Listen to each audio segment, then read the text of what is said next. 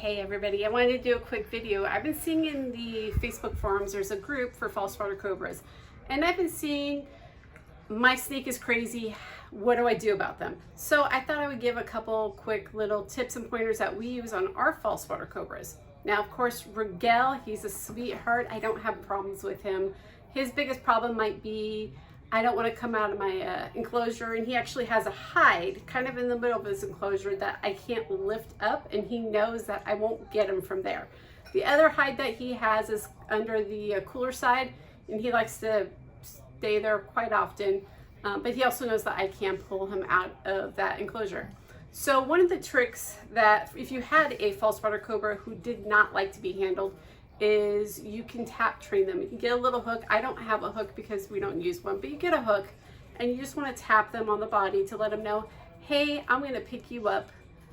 Because false water cobras are so trainable. Again, they are so intelligent that they can pick up target training. It's like what we did with Rigel in as little as 4 sessions. And I think Rigel actually learned this target in less than 4, but the average is 4.2 sessions for the population of false water cobras that they trained using targets. So tap training with a hook, tap them. You can use the hook to safely lift them up.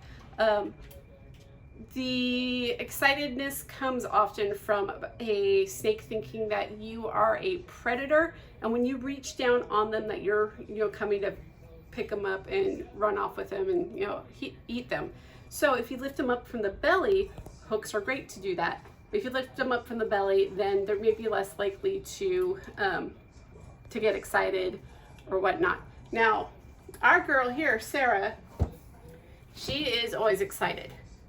So one of the things that we try to do with her is we open her enclosure multiple times a day just to say hi to her, in the hopes that she will learn that not every time do we open this bin doesn't mean, I don't know who that was, doesn't mean that we're gonna get fed. Now, I have been feeding some of the other snakes in here. She certainly smells it, I'm sure, and she's gonna be excited. But when I open up her enclosure, I don't open it up all the way because I know she will try to launch herself. So I'm gonna open a crack, and you actually see her head. She's already going, where's my food? So I'm gonna open it just a crack. She can get her nose and her tongue out, and she can sit there and think about it for a moment. Do I smell food? Now, unfortunately, she probably does. But we're gonna give her a second to take a minute to think about, am I getting food or no? And she is pretty worked up. Again, she does smell the food. And I'm gonna leave her here for a moment. So we had trained her on the ball targets. Unfortunately, this is hard, it's wood, and she has learned or decided that her behavior for saying, hey, target food, is to try to eat this. She would get her mouth completely around it.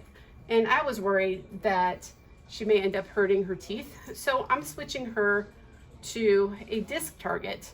This is felt on the side. I actually got a rubber, it was an agility touch target, whatever, for your feet. Same color, because they do see colors.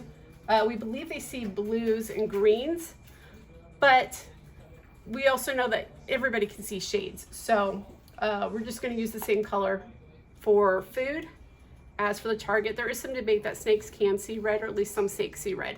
So we're just gonna keep it the same. But let me go ahead, I'm gonna grab a food. We've already used this target for her earlier. I feed them twice a week.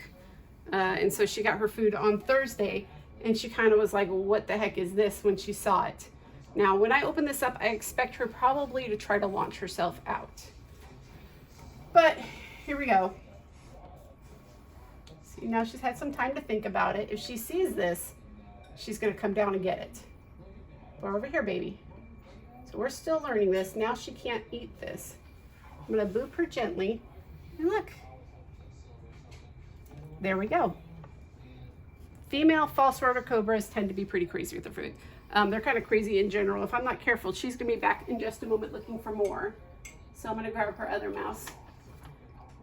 She isn't big enough to get 2 full size, so she gets a fuzzy and a hopper. She should be back in just a moment.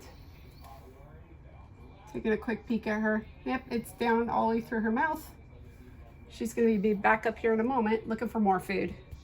If you're not careful, If you have more than one food that you're giving them and you turn to the side, she's actually been halfway out this container looking for more before I even turned around to give her her second one. So, let me see. Come here, baby. Hey, Sarah. She's looking at me. There we go. Now you got back in food mode. Quick movements usually mean that your snake is thinking about food. Come here, sweetheart. Yes, there we go. Here we come. But yeah, not going into anything very quickly is a great way to give your snake some time to think about what's going on. Are we getting food? Are we not? Sweetie? We're a little nervous. Where's the other target? Let's see. She knows this target. Yeah. I do think she might have hurt herself last time that we fed her. But there you go, sweetheart. I'm gonna go ahead and switch her targets. We get food. There we go. I don't know if you can, if you can see that. But you want her to associate this target with food. A great way to do it is I just put the food right in front of the target or near the target. So we see the food, we know we're getting food. Let her work on that. I'm gonna put her back so she doesn't try to fly out of here. But we let her see it, think about it. We got food, this thing did not hurt us. Now she knows this one. I tried to coax her out using this one first since she was not taking to this one. It's much bigger, it's more intimidating, and yet she hasn't quite learned. This is session 2 with this new target. But could put it in front of it, she might not see it as well because it's the same color. Beside it, it's great. Or we just put the food right next to the target. She can come get the food and go, this isn't bad. In a little bit, we'll start booping her nose with it like I did the first time. And she will quickly learn to associate that this means food. Where's my food?